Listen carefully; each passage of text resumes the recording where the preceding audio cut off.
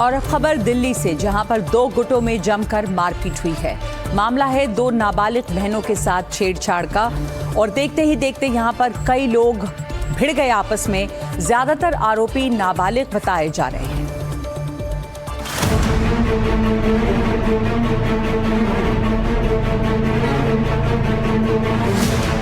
भीड़ जमा है और जमकर मारपीट हो रही है।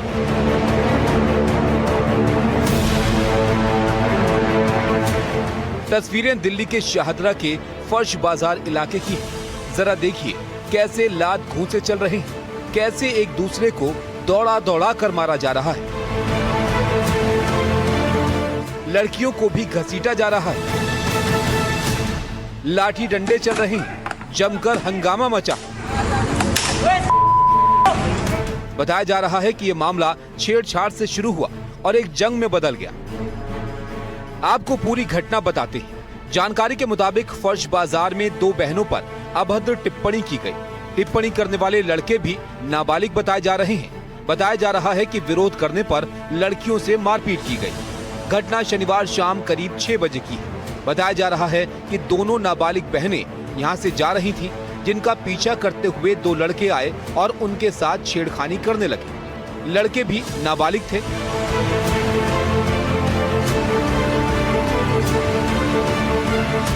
बात आगे बढ़ी तो लड़कियों ने अपने चचेरे भाइयों को वारदात की सूचना दी। जब तक लड़कियों के ये दो भाई घटना स्थल तक पहुंचते, लड़कों ने अपने दोस्तों को बुला लिया, जो कि लाठी डंडे और पत्थर लेकर आए थे। इसके बाद जमकर मारपीट हुई। आरोपियों ने स्कूटर भी तोड़ दिया।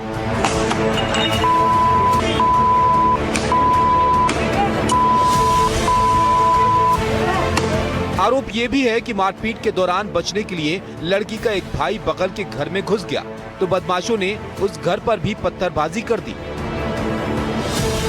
इस मामले में 3 आरोपी हिरासत में लिए गए हैं। तीनों नाबालिग बताए जा रहे हैं। छेड़छाड़, मारपीट और संपत्ति को नुकसान पहुंचाने से जुड़ी धाराओं में केस दर्ज किया गया है। Bureau report, NDTV India.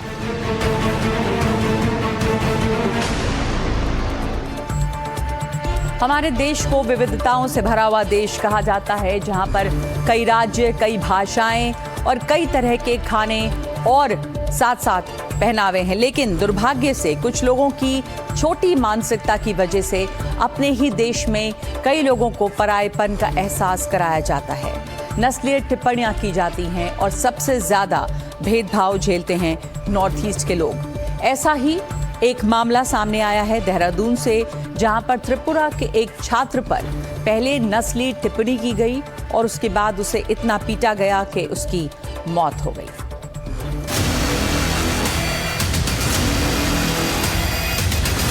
लोग को मॉक किया चाइनीज चाउमीन करके, क्योंकि हमारा नाक छोटा है, आँख छोटा है, इसलिए बोल के उन लोग चल रहे थे मोमो, चाइनीज चिंकी पोंगिंग करके, और शायद कुछ गंदा गंदा गाली भी दिया होगा माँ के बारे में।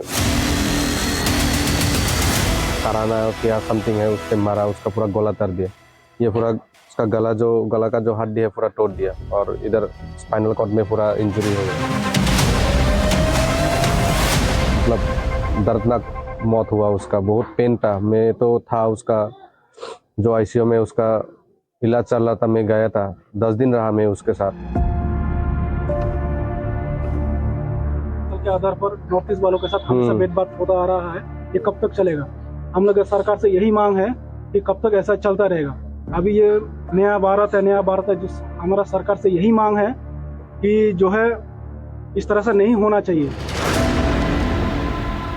लेकिन लोगों को जब तक मानसिकता नहीं बदलेंगे, सोच नहीं बदलेंगे, तो ऐसा कभी बंद नहीं होगा। हम लोग हमेशा इस तरह से भेदभाव होता आ रहा है, तो हम लोग कब तक सहेंगे? ये नॉर्थ ईस्ट के लोगों का दर्द है।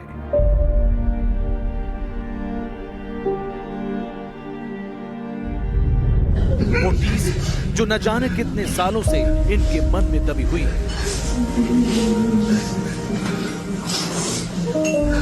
वो भेदभाव जो नॉर्थ ईस्ट के लोग अपने ही देश में झेल रहे हैं। एक दर्दनाक घटना हुई उत्तराखंड के देहरादून, जहां नस्लीय टिप्पणी से शुरू हुई बात मारपीट तक पहुंची। और त्रिपुरा के एक छात्र को इतना पीटा गया कि उसकी जान चली गई। 24 साल का एंजल चकमा अब इस दुनिया में नहीं है। त्रिपुरा का रहने वाला एंजल चकमा देहरादून की जिज्ञासा यूनिवर्सिटी का छात्र था। घटना 9 दिसंबर की है। शाम 6 से 7 बजे के बीच देहरादून के सिलाकुई इलाके में एंजल चकमा और उसका छोटा भाई माइकल चकमा किराना सामान खरीदने निकले थे। इसी दौरान शराब के नशे में धुत कुछ स्थानीय युवकों ने दोनों भाइयों पर नस्लीय टिप्पणियां की और शारीरिक रूप रंग पर अपमानजनक बातें कही। जब दोनों ने इसका विरोध किया तो हालात हिंसक हो गए। हिंसा इतनी बढ़ गई कि माइकल को सिर पर भारी चोट पहुंचाई गई और एंजल को गले और पेट में चाकू मारा गया। एंजल को गंभीर हालत में आईसीयू में भर्ती कराया गया, लेकिन शुक्रवार को लंबे इलाज के बाद उसकी मौत हो गई। दोनों भाई बाजार में गए थे कुछ सामान लेने के लिए। उन लोग को मॉक किया चाइनीज चाउमीन करके, क्योंकि हमारा नाक छोटा है, आँख छोटा है, इसलिए बोल के उन लोग चला रहे थे मोमो चाइनीज चिंकी पोंगिंग करके। और शायद कुछ गंदा गाली भी दिया होगा माँ के बारे में। उन लोग तो नहीं बोल रहे, क्योंकि शर्माते हैं वो लोग। फिर इन लोग ने जस्ट बोला था हम लोग को क्यों बोल रहे हो भैया ऐसा करके, वहाँ पर ही मार दिया छोटा भाई को। फिर छोटा भाई को बचाने के लिए बड़ा भाई गया, उसको 6 लोग ने मिलके पूरा मार दिया। उसका गला, ये जो उसका गला जो है गला में मारा, जो ये पहनते क्या बोल रहे कराना क्या समथिंग है, उससे मारा, उसका पूरा गला तर दिया।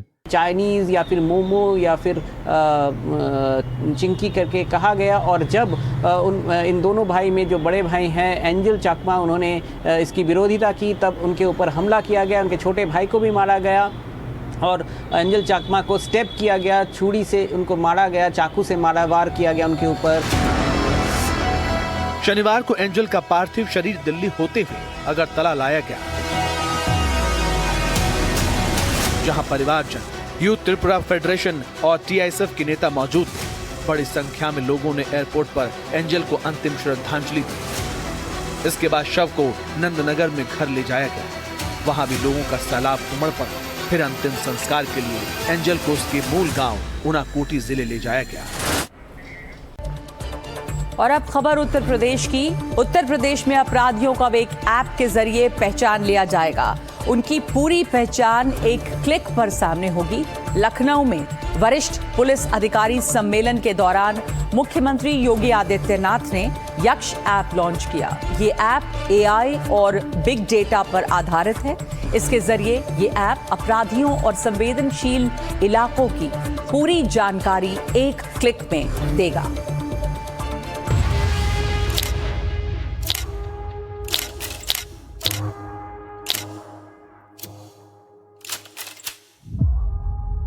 एक क्लिक पर खुलेगी अपराधी की कुंडली। यूपी का यक्ष, अपराधियों की फाइन। यूपी में अपराध के लिए कोई जगह नहीं है। यूपी सरकार और पुलिस लगातार अपराध और अपराधियों के खिलाफ सख्त कदम उठा रही है। अब यूपी सरकार ने एक ऐसा ऐप तैयार किया है जिससे अपराधियों की पूरी कुंडली, उनका पूरा इतिहास सिर्फ एक क्लिक पर खुल जाएगा। मतलब एक ही ऐप में अपराधी का पूरा काला चिट्ठा सामने होगा और ये संभव होगा यक्ष ऐप के जरिए, जिसे लखनऊ में वरिष्ठ पुलिस अधिकारी सम्मेलन के मंच से मुख्यमंत्री योगी आदित्यनाथ ने शनिवार को औपचारिक तौर पर लॉन्च किया। ये क्या है आपको बताते हैं। यक्ष एक एआई आधारित ऐप है। इसमें फेशियल रिकॉग्निशन तकनीक है। ये पुलिसिंग के क्षेत्र में एक नई क्रांति है। इससे अपराधियों की पहचान आसान होती है। तेज, सटीक और तथ्यात्मक निर्णय लेने में भी मदद मिलती है। सम्मेलन के दौरान सीएम योगी आदित्यनाथ ने पीएम के स्मार्ट पुलिसिंग विजन का भी जिक्र किया।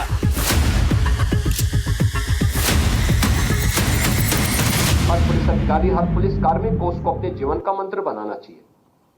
उन्होंने कहा था कि स्मार्ट पुलिसिंग का मतलब है स्टिक एंड सेंसिटिव,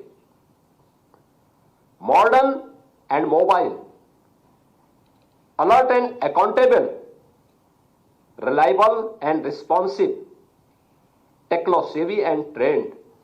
यह सूत्र हमें कानून प्रवर्तन के भविष्य के लिए निरंतर और स्पष्ट मार्गदर्शन भी यह हम सब का करता है। माना जा रहा है कि यक्ष ऐप यूपी पुलिस को और ज्यादा शक्ति देगी। ये अपराधियों के खिलाफ ऐसा डिजिटल हथियार है जिसकी मदद से अपराधियों के बारे में तुरंत पता चल सकेगा। इतना ही नहीं, कहीं पर भी अपराध हो रहा होगा तो इस ऐप की मदद से पुलिस अलर्ट हो जाएगी।